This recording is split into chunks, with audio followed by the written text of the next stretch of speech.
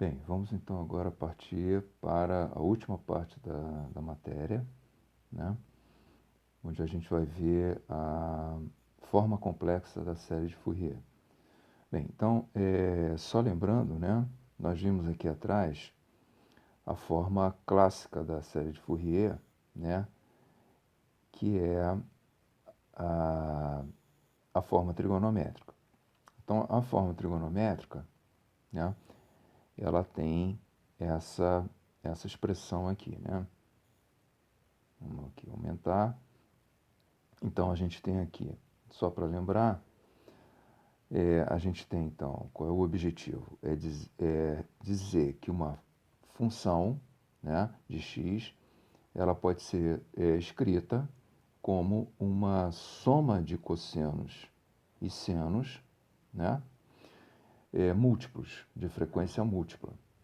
Eu estou falando o termo frequência aqui porque eu estou me referindo múltiplo, que eu estou me referindo ao k, tá? Mas por enquanto, k ainda não é uma frequência. K ainda não é o múltiplo de uma frequência, tá? Porque a gente está com a variável x, que é uma variável genérica. Mas no assunto que a gente vai ver agora, que é o fechamento, a gente não vai ver a passagem dessa variável x para a variável tempo. E aí sim, surgindo a variável tempo, a gente tem então que introduzir a frequência.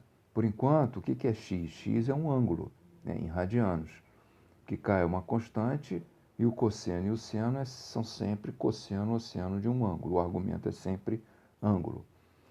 Bom, então, assim, a gente tem a série, né? E a gente tem as expressões, né? Quer dizer, a série é o somatório de cossenos e senos. Cada um desses cossenos e senos são diferenciados pelo k, né? Que é o contador, certo?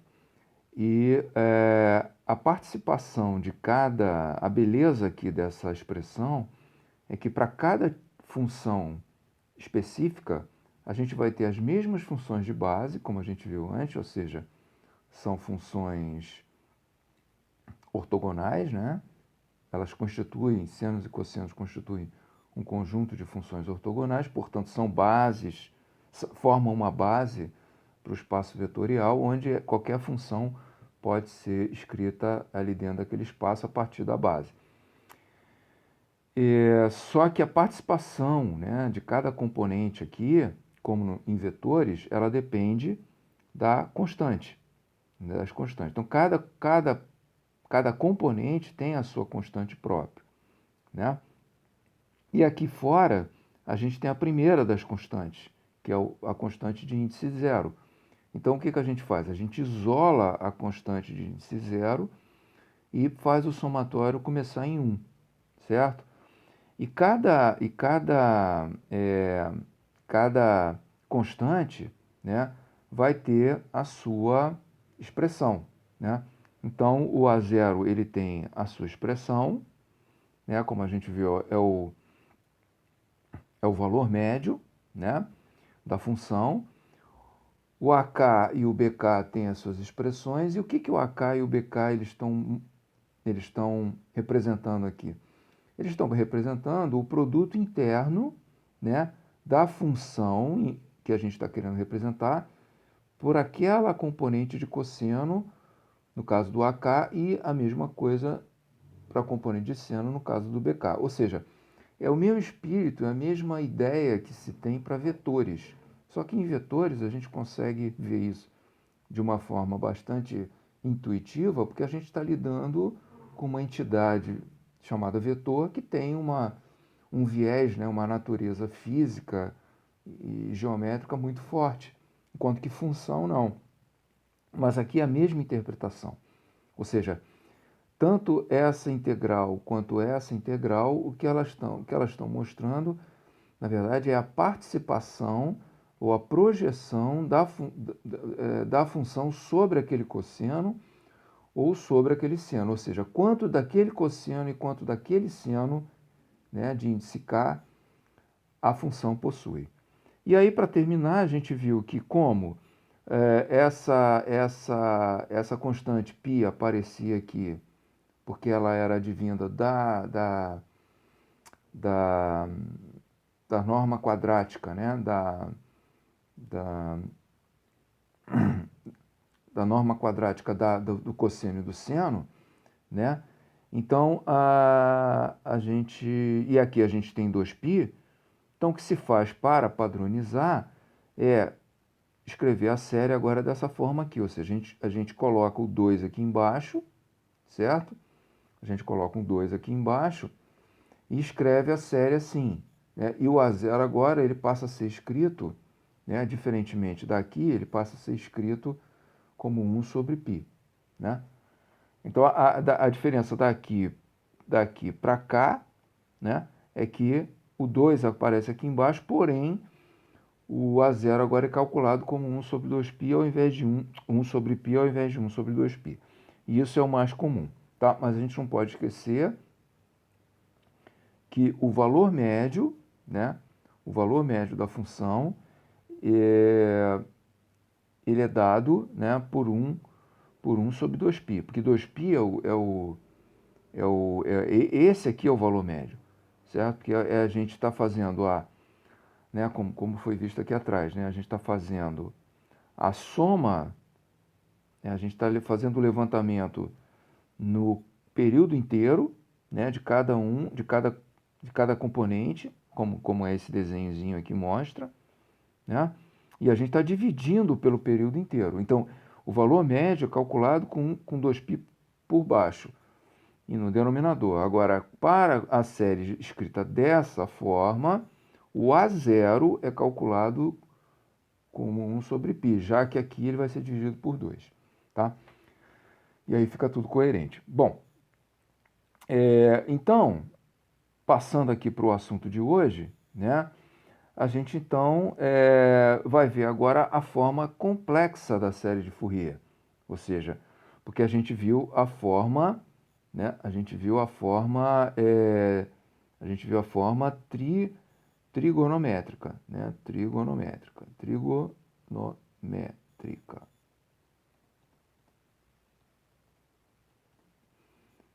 Agora a gente vai ver a forma trigonométrica. Agora a gente vai ver a forma complexa. Bom, a forma complexa a gente já está, né, sabendo que ela vai aparecer devido à identidade de Euler, né? Então, recordando aqui a identidade de Euler, a gente tem que a identidade de Euler, ela mostra a relação entre a exponencial complexa e as funções harmônicas, seno e cosseno, né, a partir dessa expressão, tá certo?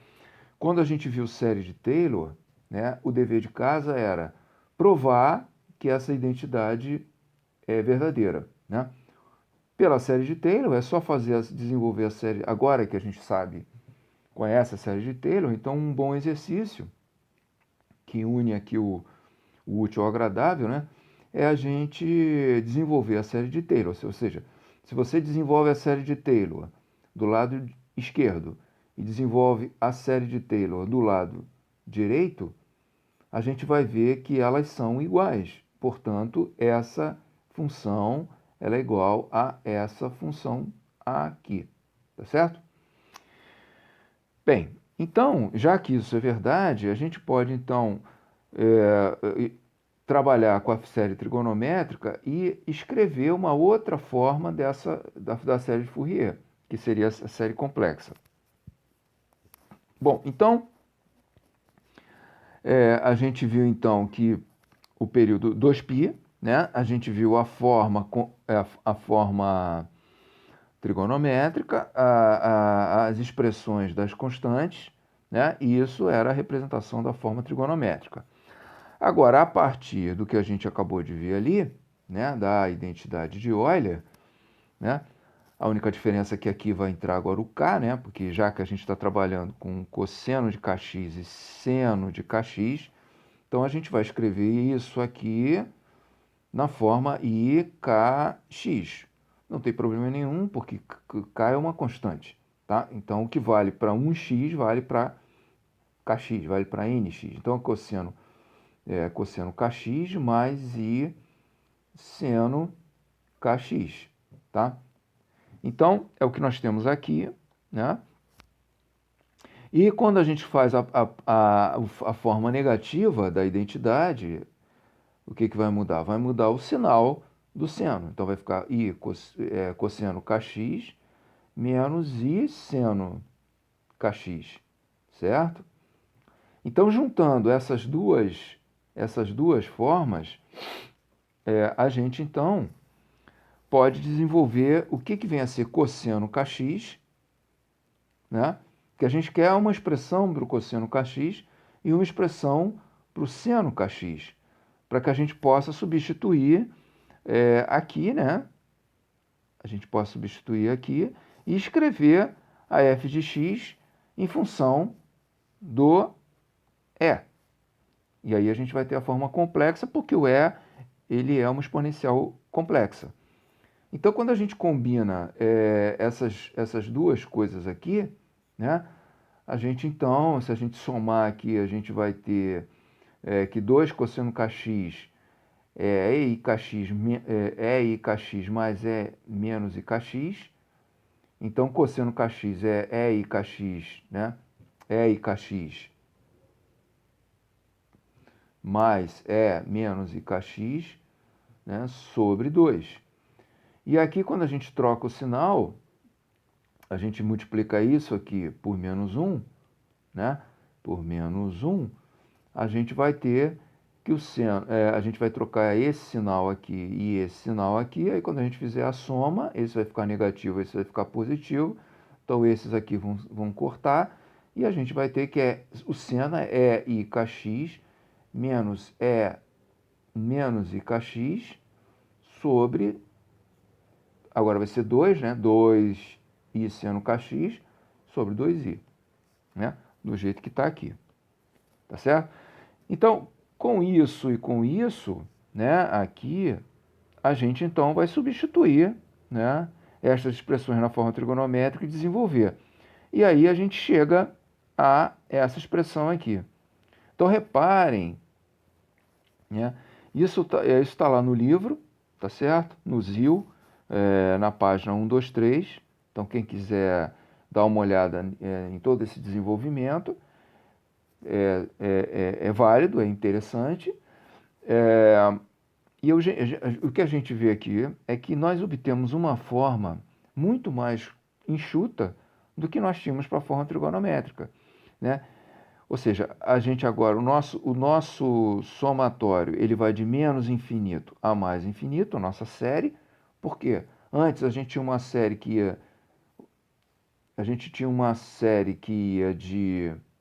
O k ia de 0 a infinito, né? Agora a gente vai ter uma série em que o k vai de menos infinito a mais infinito, né? Por quê? Porque agora a gente vai... assim a gente engloba, né, tanto as exponenciais positivas quanto as negativas, né? As positivas quanto as negativas. Então, o nosso somatório fica um só. A gente passa, então, a escrever E e kx, né? E aqui vai entrar uma constante só, né? Que a gente vai chamar de C de K. A gente chamou A de K, B de K lá para a forma trigonométrica, agora a gente chama isso aqui de C maiúsculo de K. E esse somatório indo de menos infinito a mais infinito, ele vai contemplar todo o domínio, né? Todo o domínio da função, né? Ele vai varrer todo o domínio da função. E agora, o que acontece com nossa constante? A gente só tem uma constante, e essa constante é 1 sobre 2π, né? 1 sobre 2π, enquanto que A de K e B de K era 1 sobre π, agora a gente vai ter o domínio inteiro, de menos π a π, como era antes, f de x, e o E elevado a menos i kx, para o domínio, para o intervalo menos π a π. Então, o que nós temos aqui é uma expressão muito mais enxuta, né? Antes a gente então tinha A de K era 1 sobre π integral de menos π a π, né? De f de x cosseno kx dx. a gente tinha b de k igual a 1 sobre π integral de menos π a π de f de x seno de kx dx. E agora a gente tem que c de k é igual a 1 sobre 2π, não é isso? Por quê? Porque ela está englobando as duas constantes, no final das contas, de menos π a π de f de x, só que agora a função é o e. Então, é o e menos i kx, né, dx. Ou seja, agora é uma única constante, porque a gente tem uma única função, certo?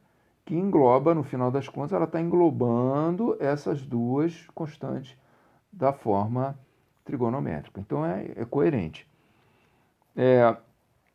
Quando a gente generaliza, como a gente fez lá para o intervalo menos π a π, né? A gente, então, menos p a p, desculpa, né? Quer dizer, a gente trabalha com o intervalo menos π a π.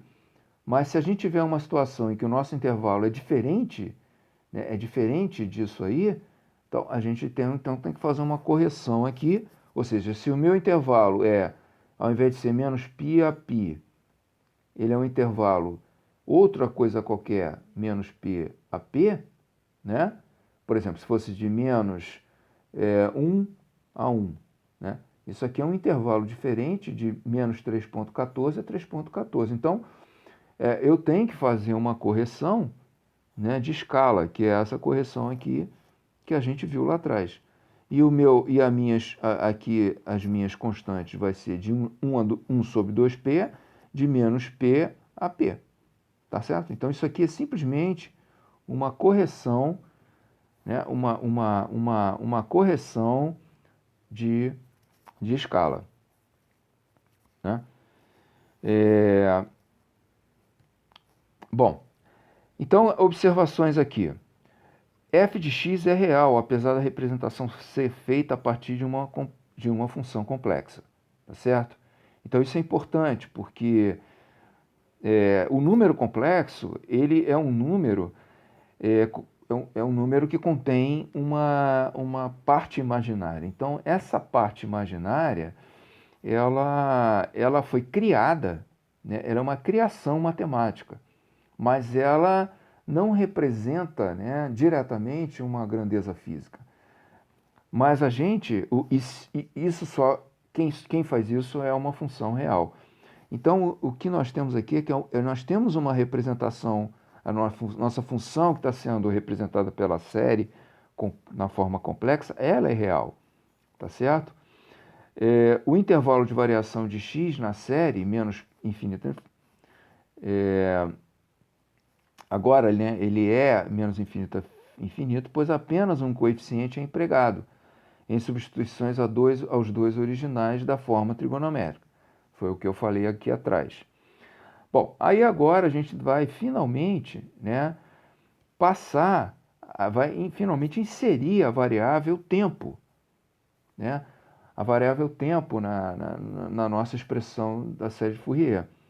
Porque a série de Fourier, a aplicação maciça dela é no trabalho de extrair de sinais no tempo, ou seja, de medições no tempo, né, informações que estão dentro daquele sinal, tirando ele, trabalhando fora do domínio do tempo. Então a gente precisa escrever a série de Fourier no domínio do tempo. Então, para o intervalo de um ciclo completo da função, agora f de t, né, a função agora é f de t, né? Então a gente tinha f de x trabalhando de uma maneira genérica. Agora a gente vai trabalhar com f de t, certo? Então, nós temos o período, né? O período, antes nós tínhamos o período de menos π a π, né? E o nosso período agora é t, né? Porque aqui a gente tinha radiano, agora a gente vai ter segundo, tá? Então, quais são as adaptações necessárias nas expressões para passar de x para t? Então, aqui a gente tem a representação gráfica do que seria uma função temporal. a gente tem aqui o período, né? Vocês veem que isso aqui é uma função que não é necessariamente um seno, porque ela possui uma série de irregularidades aqui, né? E essas irregularidades fazem com que essa função não seja um seno puro, ou seja, ela contém muitos senos e cossenos, né? Então, que tem que ser, eles têm que ser descobertos. O que senos e cossenos eles constituem eles formam essa função aqui, tá? Então, nós tínhamos ângulo em radiano, vamos passar para tempo, né? Então, a gente tem o que aqui? A gente tem cosseno de kx, né? Então, cosseno de kx, né? A gente tem que x está em radiano e k é uma constante, certo? Então, o que vai acontecer? Se eu quero passar de cosseno de kx para cosseno de kt, né, eu tenho que colocar alguma coisa ali no meio, porque isso aqui está em radiano, isso aqui está em segundo. Então eu tenho que colocar alguma coisa aqui no meio para transformar, que quando multiplicado por segundo, né, transforme esse argumento aqui em radiano. Ora, então se eu tenho t em segundos, né, eu tenho que fazer o quê? E eu quero radiano, eu tenho que multiplicar t, né, por radiano por segundo. E aí sim, eu vou cortar t com t. Eu vou ter tempo em segundo com radiano. Vezes radiano por segundo, vou cortar segundo com segundo, vou ter radiano. Certo? Então, a grandeza que eu tenho que inserir aqui, né, é uma grandeza cuja unidade é radiano por segundo. E a gente sabe que uma grandeza que a unidade radiano por segundo, ela pode ser vista como uma velocidade angular, né? Quando a gente está trabalhando no mundo lá da cinemática, da mecânica, movimento circular e tal, movimento angular, ou também a gente tem a grandeza frequência, né? A grandeza frequência quando a gente está nesse contexto aqui. Bem, então o que nós temos agora é a frequência angular, né? A frequência angular. Então, a velocidade angular ou a frequência angular em radiano por segundo, certo? E a letra que a gente usa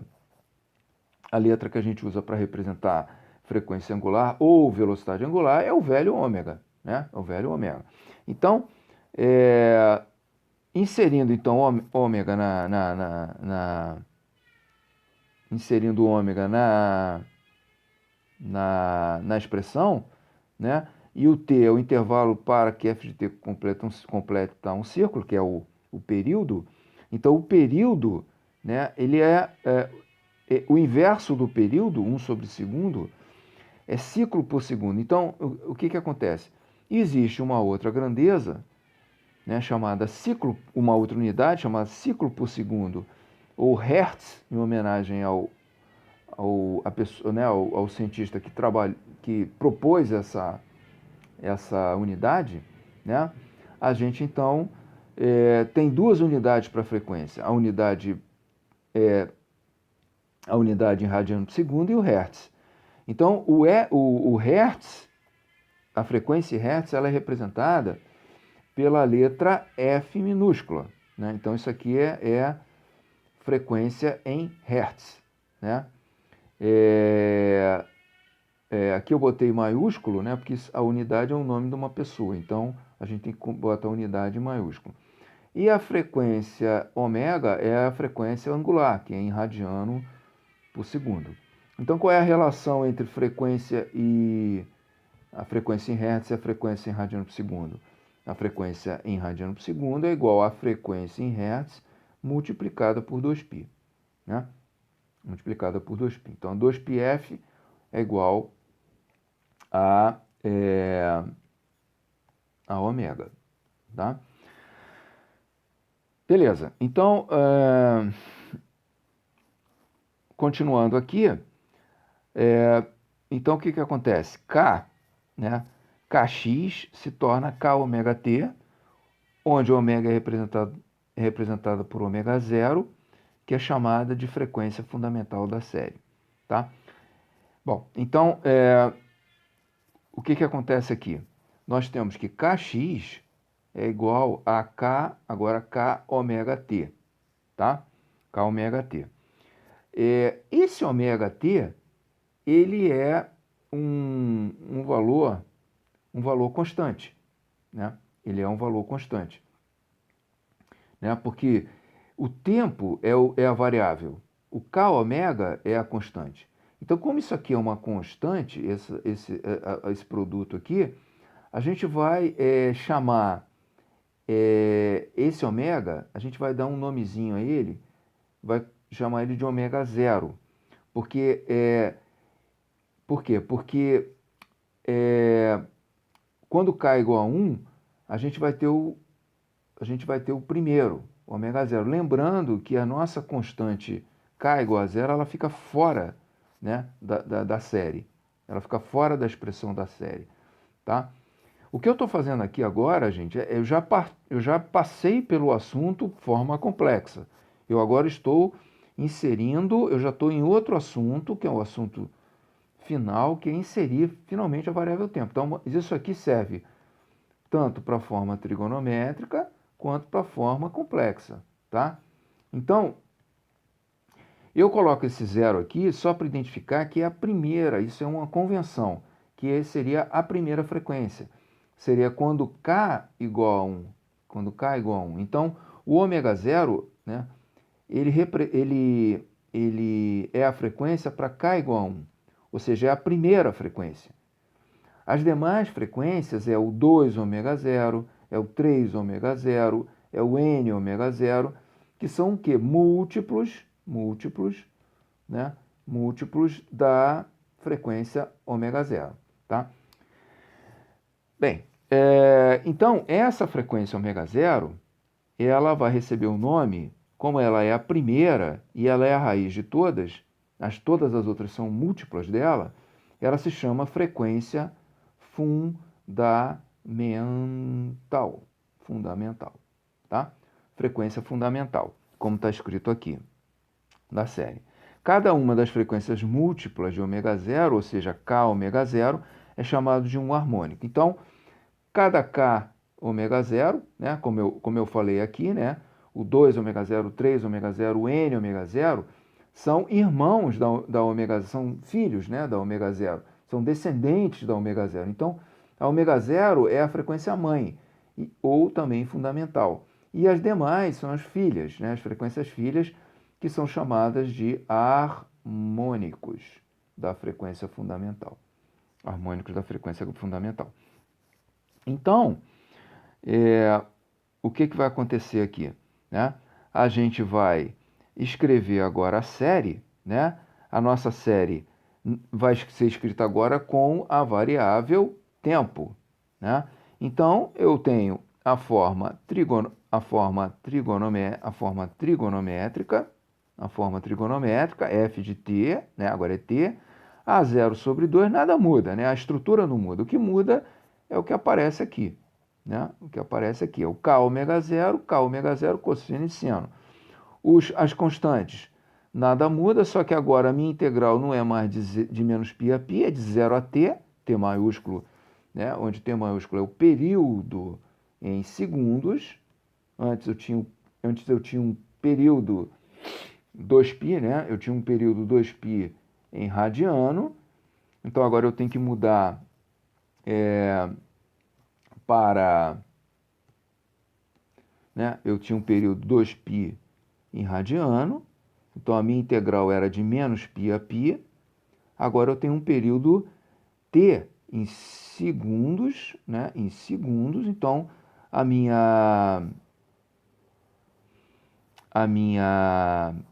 o meu período é de 0 a t, né? Repare que eu poderia ter colocado menos t sobre 2 a mais t sobre 2, mas quando a gente está trabalhando com tempo, não vai ter sentido ter tempo negativo. Então, o tempo começa em 0, né? E aí vai até o período. Então, a função, né, a função qualquer lá, ela vai, né, se repetir, né? Ela vai se repetir nesse intervalo aqui em segundos. Então, as minhas expressões, elas agora vão carregar, em vez de π, elas vão carregar o t, tá? O t, né? Aqui faltou 0 t, né? Esse 2 aqui, ele foi para cima, né? Porque o período, né? Lá em ângulo, ele carregava o π, né? Então agora vai aparecer esse 2 aqui em cima, né? Por quê? Certo? Então, porque lá a gente tinha, né? Aqui, né? A gente tinha, vamos voltar aqui, a gente tinha 1 sobre π, 1 sobre π, né? Só que, o que que acontece? Quando a gente passa por aqui, né? Quando a gente passa por aqui, a gente tem isso aqui, né? 1 sobre t, né? Então, 1 sobre t. Então, o que que acontece? Lá a gente tinha, o que que nós tínhamos? Nós tínhamos π. Nós tínhamos π. Então, se fosse para entrar, né? Se fosse para entrar aqui, se fosse 1 sobre 2π, né? Então entraria 1 sobre t. Mas como é 1 sobre π na forma trigonométrica, né? Na verdade, é 1 sobre 2π sobre 2, né? Só que aí a gente corta 2 com 2, então seria 2 sobre 2π, tá? Agora, só que aqui na nossa expressão está usando 1 sobre t, né? Que é o intervalo inteiro. Então, a gente então tem que colocar 1 sobre t sobre 2, que vai ficar 2 sobre t. Então, por isso que aqui aparece 2 sobre t, 2 sobre t, aqui 2 mantém 2 sobre t, porque a gente mantém o A0 sobre 2 aqui. Lembrando que o A0 sobre 2 é 1 sobre 2π integral, né, de menos π a π de f de x dx. Então, eu poderia, aqui eu já tenho o 2π, né, que é o t, que corresponde ao t. Mas como eu escrevi a série, estou escrevendo naquela forma A0 sobre 2, eu vou seguir que A0 é 2 sobre t também, tá? E a forma complexa é a mesma história, né? Vai ser f de t, aqui vai ser menos infinito a infinito, e aqui vai entrar o k, ômega 0t, e o c de k vai entrar o t aqui, o período inteiro aqui, e o k ômega 0t aqui, tá? Bem, a gente vai parar aqui, tá? E no próximo vídeo a gente vai ver, então, um videozinho rápido para realmente finalizar, onde a gente vai ver a extensão, né, da série de Fourier, né? A extensão da série, né, para, né, a série, que é um somatório, ela vai passar, né, para uma integral, certo? Então, ao passar para uma integral, a gente passa a ter uma transformada, como a gente tinha transformado de Laplace. Então, essa passagem da série, que é um somatório discreto, né, para uma integral que é um somatório contínuo, então isso aqui seria uma soma discreta, né? Por que uma soma discreta? Porque a gente está indo de K em K, né? K em K. Aqui a gente vai passar por uma soma contínua, que a gente não vai de K em K. A gente vai de d ômega em d ômega, tá? Mas vamos ver isso aqui com mais calma no próximo vídeo.